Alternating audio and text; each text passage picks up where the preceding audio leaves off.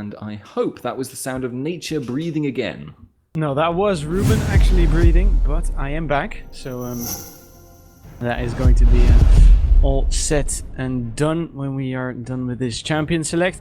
Now I am afraid I missed some of it, so since I'm watching from stream, could you maybe see what, or rather tell me what champions were picked? Well, we will be seeing the full lineups coming out pretty quickly now. I should just explain to the few ladies and gentlemen who haven't been watching us before, placeholder picks, because we're playing this on the live server, not everyone has every single champion. That means if you want your team to pick a champion at a particular time in your roster, you have to say, well, you know, you have to either pick a placeholder or say, oh, well, we'll just sacrifice ourselves strategically here in order to pick it later on, which is potentially a problem for them. So now we go back into the lobby. This is the second time we've gone through Champion Select, refresh the bans, or actually make meaningless bans, and then go back in. So, Nature, you had a question. It was actually what the full lineup is. Olaf, Leona, Oriana, Irelia, and Jinx being Eternity's lineup, Yorick, jungle, Nidalee, Renekton, Caitlyn, and Annie for STO. Okay, so Yorick jungle, that is extremely interesting. I'm not sure whether you touched on that already. I'm sure you actually did. But, well, I haven't seen a whole lot of that, and since you are quite a high-ranked player compared to me, maybe you could give me the benefits of that, because I'm not too sure how that is going to work out. I can assure you, anyone who did Yorick jungle in solo queue would be shouted at pretty much no matter what the tier. The only thing though is that STO love to run it because they build their compositions around the concept of having that resurrection from his ultimate, and you can see why they've got Caitlyn for that super late game carry. They've got Renekton for going hard engage in the mid game. That can work out really, really well for them. They ran it in the LCS promotional qualifiers and nearly took a game of Copenhagen Wolves as a result of that. So are really, really good with this composition. And actually in the future games after that game, they nearly took Copenhagen Wolves. That whole tournament, Yorick was banned for the rest of it against them. So interesting stuff, powerful stuff in the right hands. There may be some issues with their composition, but we will talk about them after the break, which we're now going into. Delay timer ticking down, 2 minutes 17 left on the clock. So commercial time, we'll see you after this.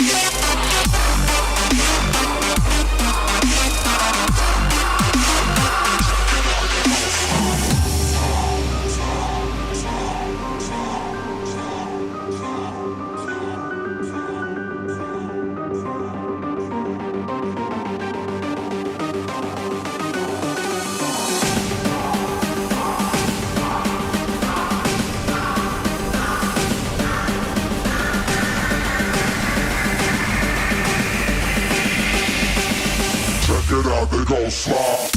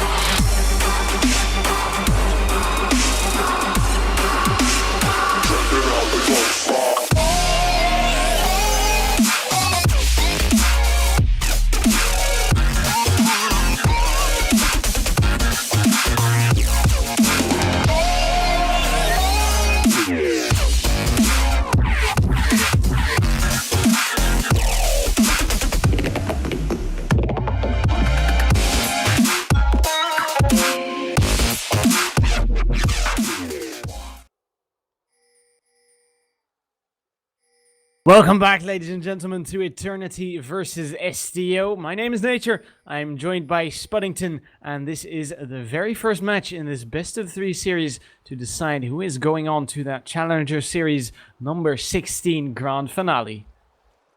Yes, indeed, and it has been a relatively long road compared to the usual Challenger Series we tend to run. We had a preliminary tournament I don't think we streamed, but had a full, at least 8-team bracket as well, qualifying for 8 of the spots. I believe that STO may have actually qualified via that method, as opposed to Eternity, which I believe already had a slot open. Not 100% certain on that front, but certainly a longer tournament, considering that even the normal brackets for the Challenger Series, we had 16 slots as opposed to our usual 8, so an extra round, and all of the games were best of 3, so a lot of games to get through to get to this point. Does seem like the moment, though, everyone's playing it fairly passively, are probably going to see Elite invade up there in the top. Yeah, Eternity might be looking to actually steal that blue buff away. Now, that area has been warded, so STO are going to know this is happening. And, well, we do see Gob, who might be heading over there. I doubt he's actually going to be able to try and do something about it, because that is going to, of course, put him in a 3 versus 1 situation, which is not going to favor him in any way, shape, or form. So that means he just is going to accept the fact that he is in this 2 versus 1 situation. Zenith Blade catches on towards him, and that's the end of that. So 2 versus 1 lanes here, and Yuki facing off against Mikear, while we do have Kuja and Arax stealing away their respective enemies as blue buff. Yeah, so it's just a straight up buff trade, but it does force that commitment from Kuja. He has to be there to support Airwax just in case someone like Torodos was to roam down there and disrupt that buff trade. That means they do get a little bit of an advantage in that Mikear can stay in XP range for a little bit longer, gets a little bit of the benefit, and obviously they have engineered this 2-on-1 swap up, so they're not going to have to deal with Caitlyn Annie. Leona Jinx is actually okay against that, but they will be perfectly happy in the 2-on-1 as well. They push very, very hard, both of these lanes. And I'm going to try and keep my eye on Airwax, because I really haven't seen the Yorick jungle just yet, so that is going to be fairly interesting. Now he is he has almost completed his jungle path, as he has almost hit level 3, so we might just see him head over towards that top lane to reinforce Gob in that top lane to make sure that turret doesn't fall just yet. Same thing goes for Moarth. He has completed his jungle path, and he might be looking for a gank, but he might also be looking to actually help Mikear out. defend that turret, but it is looking like it is actually going to be that gank. He comes out of the brush, and Yuki and Kuja might be in trouble here. Undertow comes through, Mikey R dives in, Kuja taking a whole lot of damage, does get a good stun off. Morris snaps on towards a Yordle Snapchat, that is going to be disastrous for him. Flash comes out of Yuki, but that really isn't just enough to finish off Morris.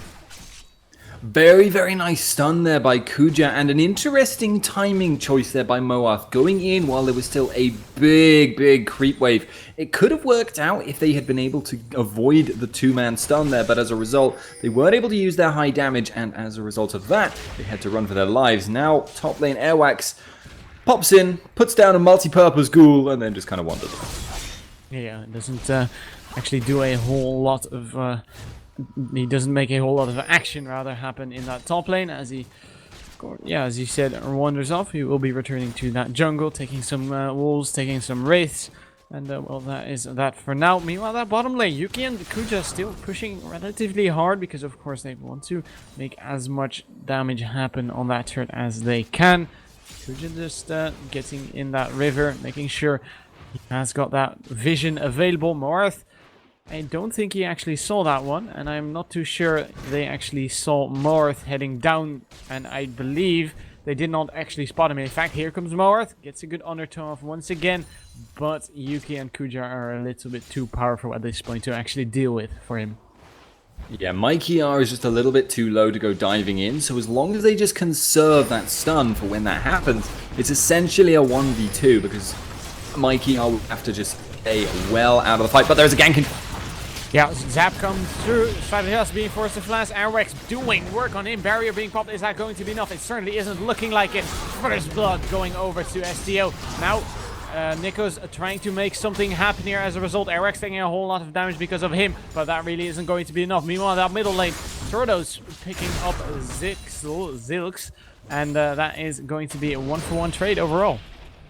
Yeah, Ziggs getting a little bit too greedy for farm and punished quite hard by Orianna. It's always a difficult matchup early on, but typically what we see is in Italy just losing out on farm. In that one instance, Ziggs was just trying to stay in range in order to get as much farm as possible, but obviously ended up overcommitting, taking one too many of those QW combos, and as a result has been forced out. Now, I do also want to highlight one thing that is another problem with Aurelia in the current meta, is that if she's in this 2-on-1 situation, she needs to be babysat really hard. Olaf is spending a lot of time down there. Meanwhile, actually, maybe gonna... Yeah, he actually dies as a result, steps onto towards a Yordle Snaptrap, and just one shot out of Yuki will be enough to finish him off. So right now, Yuki and Kuja looking very strong, actually might be trying to take down this turret, and they will probably be able to do so in the next wave or two. Mikey dives on towards Yuki. Yuki isn't going to let him do too much damage, neither is Kuja, so he is forced to back away, and I don't see this turret surviving for too long.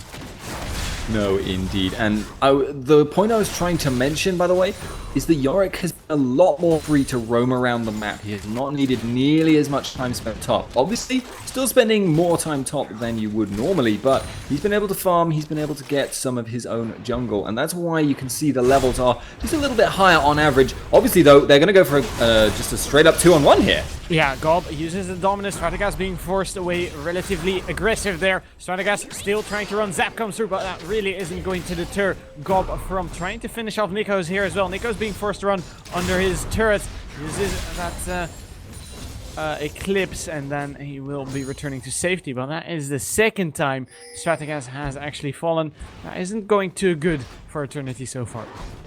No, really isn't. And that's one of the dangers, because Jinx doesn't really have the escape. So obviously, if you end up in that situation where Renekton harasses you down a little bit beforehand, Leona's peel isn't that great. It does seem like Gob is just going to be running for his life, and it does seem like the blue is actually going to go over to Ziggs down there. So, and actually Mikey R has swapped up to the top lane, so it seems like...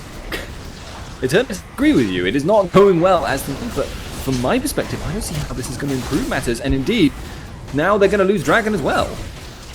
Yeah, STO capitalizing on that by taking the Dragon without any contest coming out of Eternity right there. They are rotating over towards that blue buff area, however, so they might get a little bit of a consolation prize as a result, but, well, a blue buff for a Dragon, I wouldn't say that was worth it. No, especially considering their own blue buff is, Nidalee has ended up with a blue buff, and that is a very important factor for her, but she doesn't really care whose blue it is. Eternity now are really on the back foot, as we've highlighted, already down about 2,000 gold. That's pretty significant at this stage of the game, so they're going to have to do some great individual plays to get back into this, but Mikey are getting a good trade there in the top lane is the kind of thing they need, trapping them under tower, but the lanes that are being run here are very difficult to outplay from STO because, I mean, look at top lane. Renekton, he will just dominate if he's ever in trouble, run away. If you get Nidalee down low, she can always pounce out unless she's really out of position, and bot lane obviously has a point and click stun, so it's just going to be really, really hard for them to come back against this. It certainly is. Strategas and Nikos trying to hang on to that turret. Oh, Kuja might be in trouble here. Undertow connects. He has got the stun available. Zenith's Blade connects as well. He just gets melted where he stands. Morath doing work on towards him as the solar flare comes out. Yuki in all kinds of trouble. Super Mega Death Rocket comes through. Is that going to be enough? Ignite has landed. Undertow hasn't quite, however. Ignite still ticking. Is that going to be enough? No, it is not. As Zilks comes in. Morath once again steps on towards the Yordle Snap Trap. Kill going over to Yuki. Quite an unfortunate step right there. Yeah, and ladies and gentlemen, there is one minor aspect of my life, my household, that is currently potentially going to influence the casting I give to you today, which is that the dog might start barking at any second, and you may be able to tell from the echo I am actually currently resident in my house's kitchen due to household arrangements. So it might be a little bit louder than when it usually comes in from 2 floors down, so I'll try and stop it, but if it does happen, I will have to abruptly mute. Meanwhile, that middle lane, Kuja gets shockwaved upon, if you will. The command attack came through as well. Ignite still ticking, and that will be enough to finish off Kuja, actually.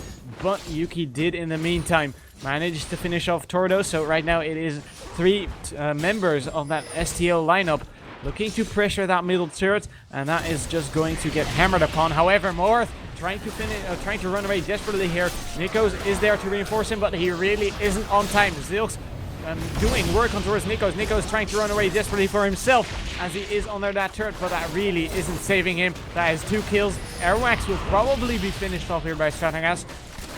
He is looking to actually get away there. Strategas will be picking him up, and that is just a small prize for STO to pay, as he is still looking to put some more damage down, but that is the end of that.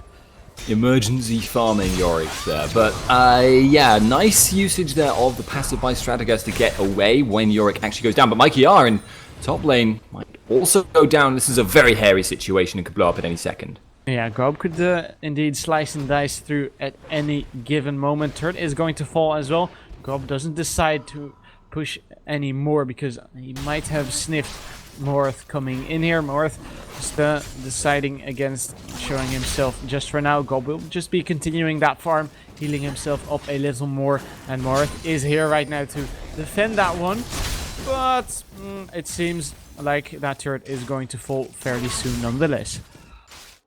Alright, so again, it seems like STO are pulling out significantly in front, but there are a couple of tools that fortunately for Eternity, they should be able to hold on to towers decently well, even when they're behind, even against this level of siege composition that they're up against. Only problem that could really come is if they get so far ahead on STO that they can just afford to dive straight up in a 4-on-5, 5-on-5 even situation. Because Renekton can build very, very tanky, obviously, Sunfire Cape. If he builds even more armor items right now, expect to see him start going for those straight up dives, because he's not worried so much about the magic damage threats as the towers themselves. And with the Yorick ultimate as well, he can tank for a long, long time for his team, and that makes that threat really, really high. The other aspect of that, of course, is that Nidalee Spears and Caitlyn Poke are a really, really good way of softening teams up and getting them ready for that kind of play. Does look like Airwax is now intending to contest. Blue buff stolen. Great javelin right there out of Zilks, as he did steal the blue buff in the end. Now Dragon is coming up in another 50 seconds, so that is going to be probably a good contention point for either team, as they are looking to defend this middle turret for now.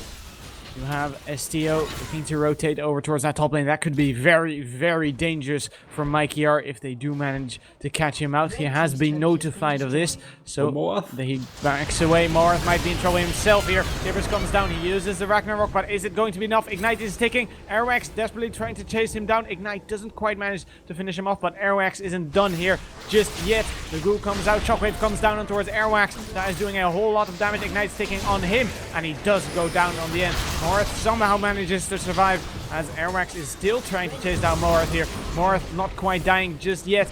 The ultimate doing work there as he does finally manages to pick up Morth. And right now Gob in all kinds of trouble. Mikey trying to chase him down. Tordos deterring Gob from going too deep. He actually flashes in. Zenith Blade connects on towards Gob. And here goes Mikey R. He almost dies instantly, but he flashes away perfectly. And that will save him from dying. Some seriously interesting and unfortunate, in some cases, mechanical errors. Most notably, the fact that Olaf came back in, deciding that he would try and help out his team by throwing away Undertows, but ended up dying to the Yorick ghoul that he had already escaped. Very, very unfortunate for him there. He obviously has paid a significant price for it, but flip side of that is that Nidalee right at the end there was looking for the cleanup, jumped into the Leona stun, but also got off her takedown auto attack, but unfortunately got it off on the wrong target. She would have been able to finish them off, but was not able to get that final kill there because she basically misclicked, and that ghoul nearly just stole blue buff around Airwax. I think he's okay though. Alright, Mikey are in that top lane, looking to, well, get a little bit of more farm there for him, as he will be shoving that lane actually up in towards Gob's area, but Airwax is here. Mikey R could be in trouble. Goal comes down. Gob rather trying to deter Mikey R from actually getting away here. Uses those Transcendent Blades. I don't see him escaping here, especially not because he's running towards that turret. Goal comes out once again. He's getting slowed repeatedly once again and once again. Mikey R goes down. Meanwhile, near that dragon, we do see a dragon attempt coming out of Eternity. They are trying to capitalize on those two members in that top lane. Can they make it happen? Yes, they can. And they pick up the dragon for themselves. Very, very smart. Now, they have to avoid being engaged upon by Annie, but they should be okay to do that. They also, however, need to stop themselves from being prevented from recalling so that they can get to this top lane. The tower will fall quite quickly, and you can see there, they're using the Revenant, the ghoulie ghost from Yorick Ultimate, to tank the tower, wait for the minion line.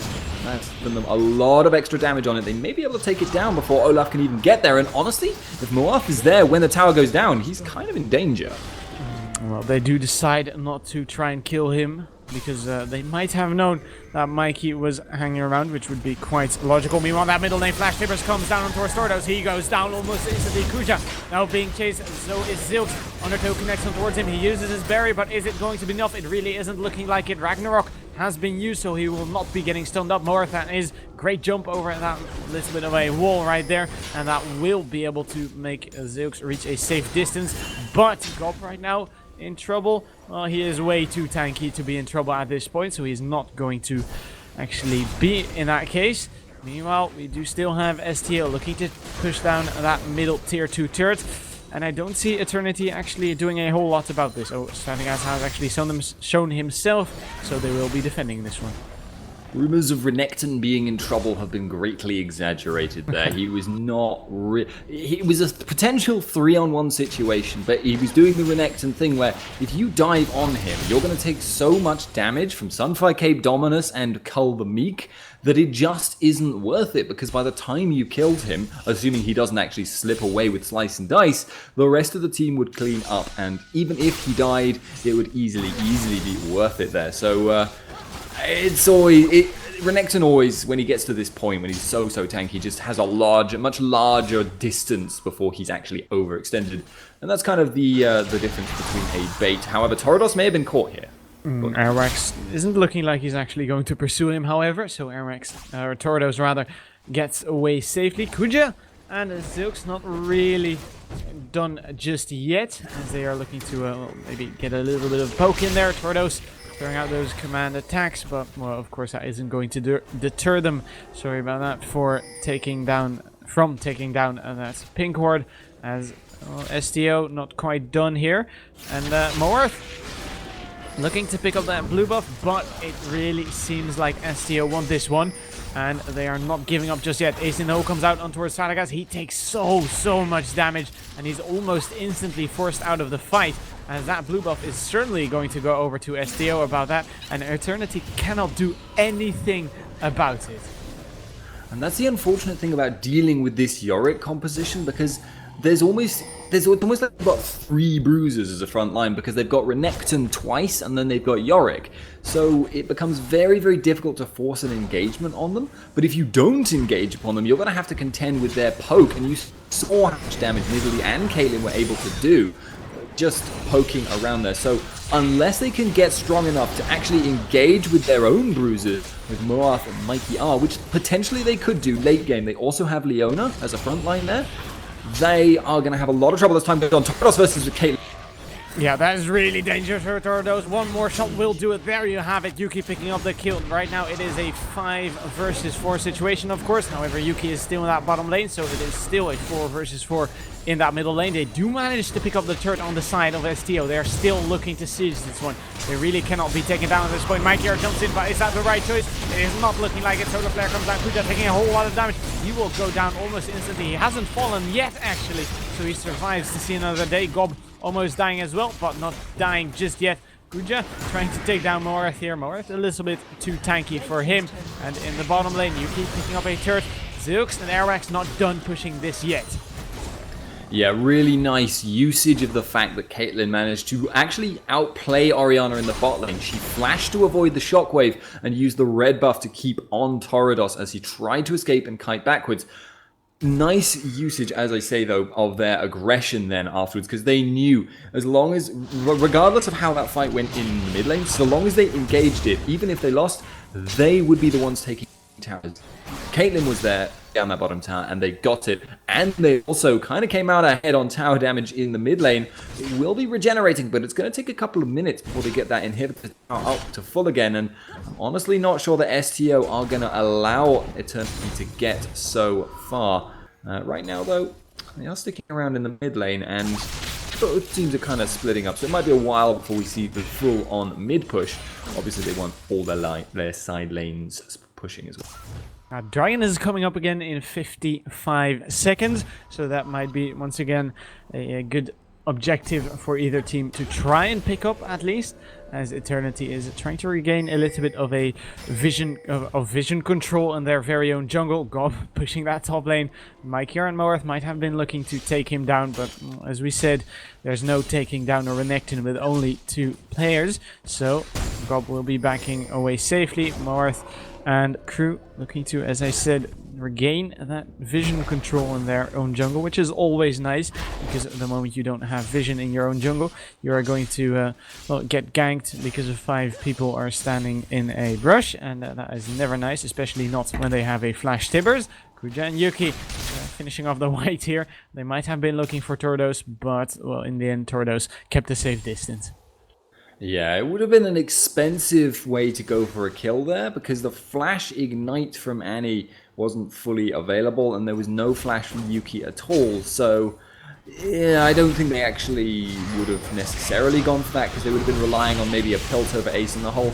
Maybe would have had enough damage if Orianna had gone really close there. So, worth trying, but not one they were probably banking on there. As it happens, though, they get a free dragon. They were in position for that.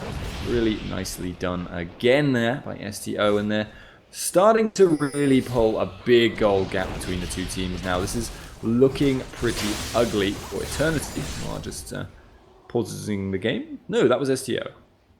Yeah, so STO pausing the game right there. It is 8,000 gold ahead for STO, so they are looking very strong, as it seems Kuja, or at least someone on the STO team, is having lag, and that we will be, of course, heading back in towards this game the moment the lag has gone, which I hope is going to be fairly soon. Well, of course, what does Eternity have to do to actually pull back in this game, Spuddington? Essentially, they just need to hold on to their towers. And I know that sounds like a very, very simple process. However, against this level of siege, that basically means they have to engage. And their engages really are going to be reliant on excellent catches from either Leona or from Oriana. If they could get a 3-4-man Shockwave, or potentially Kazuki. Yeah, good Shockwave will pull him back in. That is a shutdown on him right now. Gob trying to get away, but he is, of course, a little bit too tanky to go down. Nikos goes down first. STO comes through. That will finish off more. That is a double kill. Right now, Marquis are being chased down. That is a triple kill. They might be looking for the quadra kill on towards Tordos. He is a little bit too far away, but they are certainly going to take down this turret on the back of that 2-4-3. I would take that any day. Yeah, you can see how strong Yorick was there, though. If Yuki had gone down right at the start of that fight and been blown up instantly and been out of the fight, they would have had no choice but to run for it. STO would have ceded map control, they would have potentially ceded the Baron control, and they would have been on the retreat against a team that could potentially chase them down with Leona. So, because they were able to resurrect her, they had that big damage threat, and there was a big commitment from Mikey R, who pretty much dropped as soon as, shortly after Caitlyn did. And then, obviously, Caitlyn resurrects herself, comes back in, and cleans everything up with the rest of the team. Still wasn't an ideal engage for STO, but they're significantly far ahead, and with that composition, they can afford to take a couple of bad engages. They certainly can. As right now, both teams are looking to pull themselves together just now, and well, maybe on the side of STO they are looking to once again go for a little bit of a push, because that turret is almost sitting on 50% of its total health. Kuja getting a little bit of vision in there. He has been spotted out by a ward, so if they decide to collapse on him, that could be trouble, but he knows where they are. So he is going to keep a safe distance for himself, and well, for now, just everyone farming a little bit.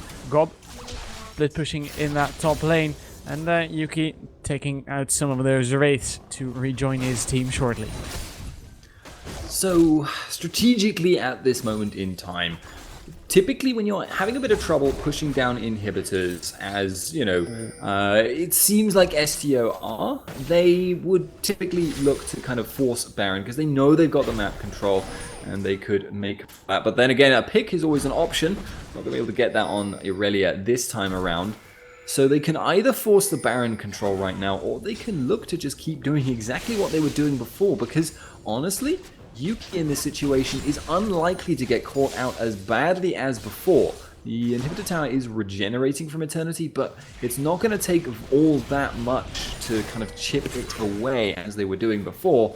And they always have that threat if they repeat. But assuming STO are in a situation where they're forced to use Yorick ult before Caitlyn goes down, and then Caitlyn does go down in this at this stage of the game, they could start to run into problems in team fights. But that requires such a good engage from Eternity. It's almost to the point of implausibility, but could happen, and they are giving them some respect at the moment, so no engages in the jungle as of yet. And trying for the poke, but it's not landing for Nidalee. She has landed some, but not all of them, so she did force Sartagas to take a little bit of a beating. Now we do have some things coming down. Marth might be caught here. He will be forced to use some of those summoner spells here, as we do have those flame chompers coming down. Well, Marth actually backing away safely in the end, as he is a little bit too tanky for the STO team to take down. Or a little bit of a juke on that spear, and well, STO might actually be trying this Baron. Seems like a risky choice, honestly, to my mind at this point. More likely they're just going to go for the bait, and that would work very well for them. Nidalee can continue to poke so long as the response is forced out of Eternity to be here, but they are just going to clear out that ward. Gob is going to try and not use the fight to aggro Baron, which is always a slightly risky endeavor when you're Renekton at this stage of the game, but he wouldn't be in trouble anyway. He's going to go back to top lane. Everyone's going to go back, clear waves, and reset. And now it's basically just a question of where do STO want to force. Most likely now they're going to have the timing for the dragon, and they'll be able to take that almost certainly uncontested. And at this stage of the game, it's a very large amount of gold, but they still are getting to a point where they really want to keep their momentum going and taking objectives. The gold gap proportionally between the teams is actually decreasing the longer they're unable to make anything happen. A great javelin there on towards Tordos. He will certainly be forced to back away there, because if he stays long and Gob gets a good call the meek on him, that is certainly going to finish him off. Right now, it is once again STO looking to push down that middle lane, take down the turret, and maybe an inhibitor on the back of that. But Eternity are not done defending this just yet. Don't think they are out of this game just yet either, as well, STO really are waiting just for this minion wave to arrive. Ace in the hole comes out. That will only connect on towards Mikey R, who is of course a little bit too tanky. Oh, so much damage coming down on towards Fanagas. He's backing away. That means it is a 5 versus 4 just in his short window. And well, STO trying to put as much damage down on that turret. That is going down very, very quickly, but it is surviving just now. And this poke is putting them into the danger zone where they can neither engage nor even go near to stop Renekton poking down their tower, because he could engage on and they would lose even under their tower. If this continues, if they can't avoid these spears, or if the tower goes down, they're going to be in a disastrous situation right now. The tower is going to drop. Gob doesn't go for the engage because he's too far away, but they're quite happy for this to continue. They can just keep poking away and take this inhibitor more or less for free. Eternity have no choice but to engage, but the problem is if they engage in that situation, they would almost certainly lose, short of cataclysmic failures in STO's team fighting. Yeah, there surely is no getting out of that, as Tordos might be finding Kuja here. A great javelin once again. Tordos instantly, sorry about that, being forced away, as he did, of course, take a little bit too much damage. Oh, that was really, really close, that one. As he does dodge that one by the skin of his teeth. Ace in the hole comes out. That will not connect on towards him because Mikey is being a good teammate and defending him. Gob and crew right now once again looking to siege another inhibitor turret, but Eternity are not giving up yet, and they are not going down without a fight. They're not going down without a fight, but the problem is, actually they pretty much are going down without a fight, because they're never engaging here, but they're just getting poked down, and I cannot foresee this going their way if they just allow their opponents to force them away from the tower over and over. It does look like they're actually going to back off just to get Ziggs his blue buff, get some mana going, and cooldown reduction for more spears, and also most likely picking up Dragon while they're there. But the situation is one where Eternity can neither engage nor not engage. They are sort of in a lose-lose situation. It does actually, to my mind, seem like they're being the pressure being let up a little bit when it's actually not needed to be. But there's no reason right now for their opponents to rush. And STO quite happy to go back to controlling wherever they choose to. Now, actually, STO Yuki gonna be just taking away wraiths. I think he must be hitting an item breakpoint there. And it appears that nature has died again. So, ladies and gentlemen, welcome to Spuddington play-by-play, potentially, if the fight ever breaks out. Though, at the current going rate, it does actually seem like Eternity may lose without ever being given the opportunity to. And I don't want to sound like I'm riffing here on Eternity for not engaging, because they are in a really horrible spot right now, and it's very difficult to engage in a way that means you can come out on top. Because you saw before, when they got that perfect Leona Ultimate Orianna Shockwave gibbing Caitlyn, when they were actually less far behind on gold than they are now, and they still lost the fight under their tower. Trying to catch Kuja there with Toridos. Good effort, get the flash, but now they're not going to have that cooldown available, and the siege will continue. It's going to be very, very difficult. Now, the poke is coming in from both teams. There is a little bit of return fire, but it's so difficult to contend with Nidalee Spears and Caitlyn autos and Piltovers. Plus the traps means that it makes the inevitable engage, if Eternity ever try for it, even harder to do, because only Olaf can run through the traps, and that just means bruiser closing is even harder to do than it usually is. I feel like Nikos wants to go in on this. He is going to be trying for it. They are going on Yuki. He has been stunned up, going down low on the back of the line. They are going to be diving in as well. Mikey R just gets deleted though, and now Toridos going very, very low. Airwax under the tower. Red buff on him. Will he be able to chase this down? Doesn't look like it, but Gob in fact picks that up instead. And Leona gets speared on the spawn pad just for good measure. Blade comes in, and that is going to be game one in this best of 3 series. Eternity getting a little bit, unfortunately, crushed as time went by there. Nature, I don't know if you've actually come back, but regardless, we can do a little bit of an outro now. Are you there? Yes, I'm here, so I will probably be leaving right after this because Pulse has rejoined us. Oh, that's good.